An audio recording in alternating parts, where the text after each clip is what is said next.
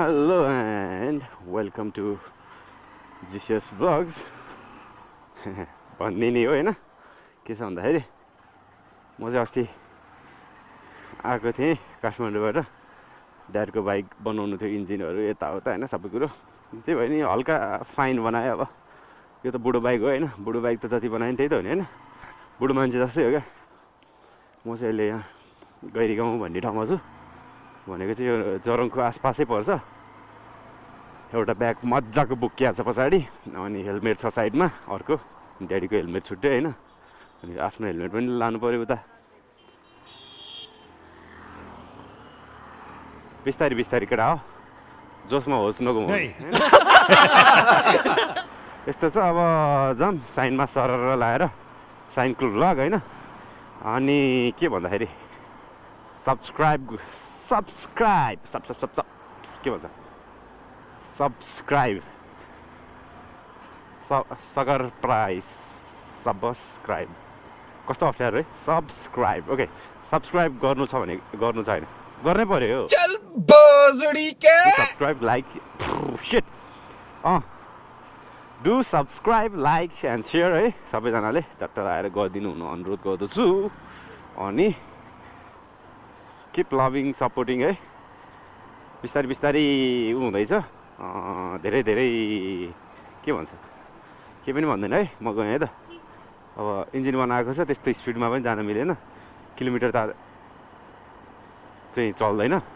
अब नचलोस् बुढो बाइक हो हैन भारै फरर भनेर उ गर्दैको चाहिँ चिसो पसेछ ओके यस्तो बाटोको लागि हैन गाउँको लागि त बेस्ट बाइक हो है यिनीहरू अहिले त के कति माइलेज दिन्छ नि थाहा छैन यसले दिन चाहिँ अब 2000 को तेल हालिदिएको छु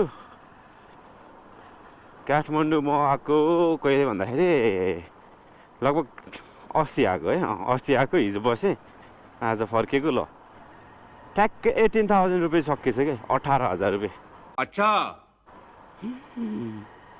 तर केही गरेर सकिया होइन है फेरि बाइक बनाएर बाइकको कर अनि यताउता होइन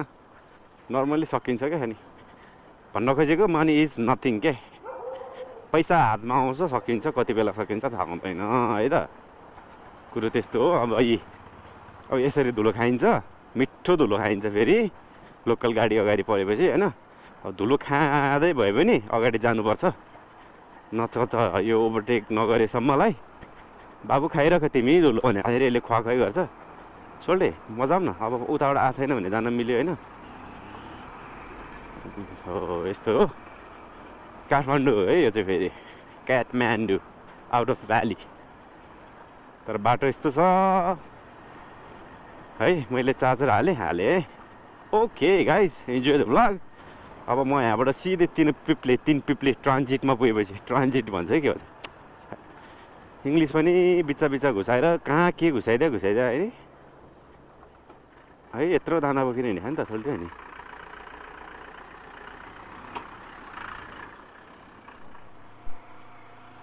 ओके हामी होइन म चाहिँ अहिले तारकेश्वर 3 है यो चाहिँ तारकेश्वर 3 काठमाडौँ अनि यो 3 पिप्ले भन्छ यहाँ चाहिँ यही हो चेकिङ हुन्छ होइन 3 पिप्लेको ठाउँमा आइपुगेँ यहाँबाट चाहिँ kakani जाने अनि डम्पिङ साइड जाने बाटो छुट्टिन्छ यु गाइज नो न है नो अर नट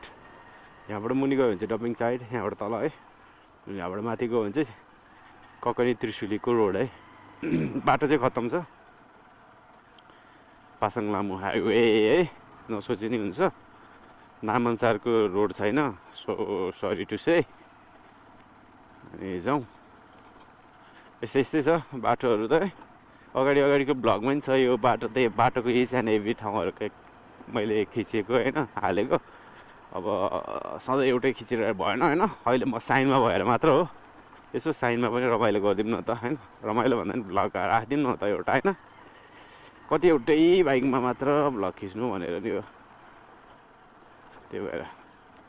केटाहरूको भित्री तर मोडिफाई गर्छन् केटाहरूले मलाई चाहिँ मोडिफाई गर्नु मन लाग्दैन किनकि मोडिफाई भन्ने बित्तिकै लुकेर हिँड्नुपर्छ यताउता होइन ट्राफिकदेखि डराउनुपर्छ त्योभन्दा जे छ त्यसमै ठिक छ भन्ने हो मोडिफाई गर्न पाए त बब्बाल भन्छ नि यार भित्री त होइन त हो त ओके यसो छ हौ डम्पिङ साइडको गाडीहरू आइरहेछ त्यो बाटो चाहिँ अहिले 4 को गाडीहरू मात्र हिँड्छ के हो ए यो चाहिँ सिमाना है नाम्फुले काठमाडौँ र नुवाकोटको सिमाना टक्क लाएर होइन सिमाना अरे क्या फेरि नाम पनि यो ठाउँको नाम चाहिँ के भन्छ खै के भन्छ जेसुकै हुनुहोस् है होटेलहरू बबाल छ यहाँ छ बाटो यस्तो छ दिक्क लाग्दो मलाई लास्ट अल्छी लगाइसक्यो फेरि है यो गच्याक गर्दै हिँड्नलाई ब्याग पनि अहिले चाहिँ लास्ट भारी हुन थाल्यो क्या भारी नै हुन थाल्यो अनि कोन बेरिङ हल्का मिलेन छ क्या अनि त्यही भएर तानिरहेछ यताउता यस्तो दायाँ बायाँ पुरै तानिरहेछ क्या अनि हेलमेटले पनि होला यता साइडमा हेलमेट छ नि त त्यो हेलमेटले गर्दा पनि तानिरह होला कि मलाई त्यस्तै लाग्यो कि है ओके पहिले भए चाहिँ यो बाटो अलिकति राम्रो हुँदा यो बर्खाभन्दा अगाडि चाहिँ यहाँनिर चाहिँ चेकिङ हुन्थ्यो बबाल चेकिङ बसिरहन्थ्यो आजकल त अब जुकै भयो होइन चेकिङ भन्ने त देखिया पनि छैन केही पनि छैन ओके अब म सिधै गएर होइन ओखर पौवा भन्ने ठाउँ अब मेन जक्सन हो क्या यो चाहिँ अब उता काठमाडौँबाट आउँदाखेरि यो सिमाना भन्छ त्यसपछि ओखर पौवा भन्छ त्यसपछि खानी खोला भन्छ त्यसपछि एकैचोटि काउले थाना भन्छ है त त्यो ठाउँमा यो हो भनेर देखाउने टाइपले मात्र म बनाइरहेको छु ओके म चाहिँ अहिले ओखर पौवा आइपुगेँ ओखर पौवा भनेर चाहिँ के भनेको होइन ओखर पौवा भनेको यहाँ स्कुल छ त्यही भएर ओखर पौवा अनि सेन्टर पोइन्ट पनि हो हल्का 2-4 पसल भएर होइन अलिअलि उ भएपछि अलिकति सेन्टर पोइन्ट भयो त्यसपछि अब सिधै खानी खोला गएर होइन भेटौँ है त अब छोटो मिठो बनाउनु पऱ्यो कि भ्लग धेरै लामो बनाएर काम छैन नि त होइन हेर्दा पनि धेरै स्किप गर्नु नपरोस् फ्याट लाएर हेर्नु परोस् न पाओस् न होइन त ओके यो चाहिँ खानी खोला यता खानी खोला आइपुगेँ म अब बुध गर्न थाल्यो यो कार्बोरेटर हो कि के भन्छ त्यसले समस्या देला जस्तो लाग्यो बाइक अहिलेसम्म केही भएको थिएन अब बुध गर्न थाल्यो ओके यहाँ चाहिँ ग्रिन भिलेज रिसोर्ट अलि माथि है अनि Everest house processing private limited भने यहाँ चाहिँ एर्सा गुम्बाको रक्सी प्रशोधन हुन्छ है रिजोर्ट पनि छ यहाँ रिजोर्ट पनि छ प्लस यार्साको रक्सी होइन त बबाल हुन्छ नि त सोल्डेहरू ल रक्सी खाने होला होइन निम्तो छ यहाँ सबैजना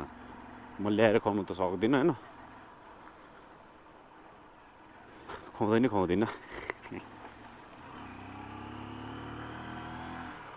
धेरै स्लो गरेँ क्या बाइक पनि त्यही भएर पनि बाइकले हेप्यो कि जस्तो लाग्यो कि मलाई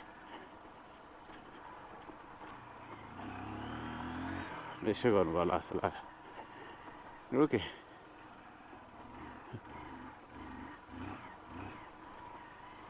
कार्बोरेटर जाला जस्तो लाग्यो मलाई समस्या जाला जस्तो लाग्यो नि त यो ओहो कति धेरै गाडी हो लोकल गाडी काठमाडौँको ओके यो चाहिँ होटल रिक्रिएसन सेन्टर है सबसे ठुलो होटल यहाँको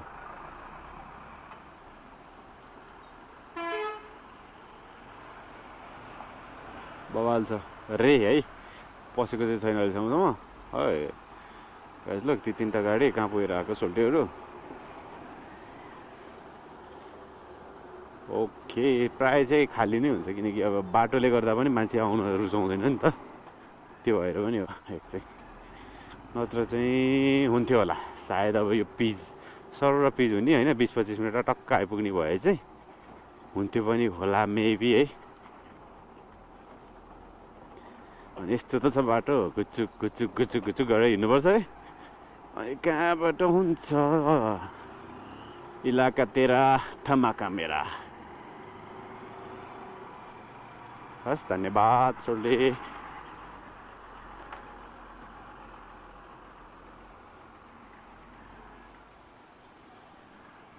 यो चाहिँ नाफिल चोक भन्छ क्यारे के समथिङ त्यस्तै होइन नाफिन्छ अब कसरी प्रोनाउन्स गर्ने है काउले थानमा खिच्छु भनेको बिर्सिछु मैले त एकहोरो लाएर हिँड्दै धेरै बाइक चलाउँदै आइरहेको थिएँ त होइन मैले बिर्सिछु सो अहिले चाहिँ म गाउँको बाटो झरिसकेँ लगभग 3 किलोमिटर जति आइसकेँ होला म 2 किलोमिटर जति आयो होला अब यहाँबाट लगभग 5 देखि 6 किलोमिटर छ तल त्यसपछि म घर पुग्छु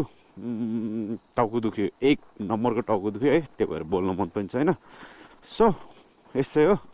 गाउँको बाटो बिन्दास छ दिक्क लाग्दैछ फेरि साइन बाइक फेरि बाइक बनाएर ल्यायो होइन यस्तो भइरहेछ कि कार्बोरेटर सफा गरेर पनि ल्याएको होइन पुरै बुरबुर गरिरहेछ कि तेल पास नभएर हो कि के हो कि है अनि मलाई त लास्ट दिक्क लाग्यो अब यो बाइक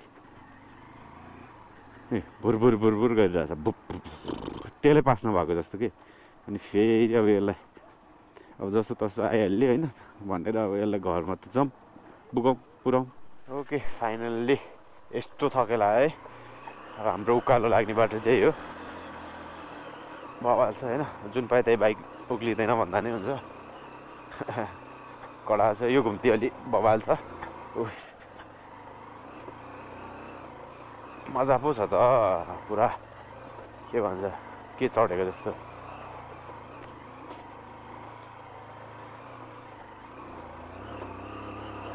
है थकेर लाग्यो कतिखेर पुगेर सुतौला मात्र भएको छ अनि यहाँ पनि खतरा छ यो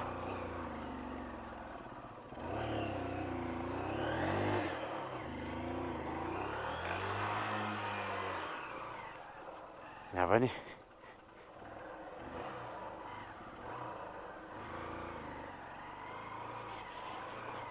बुध गरेर आमाका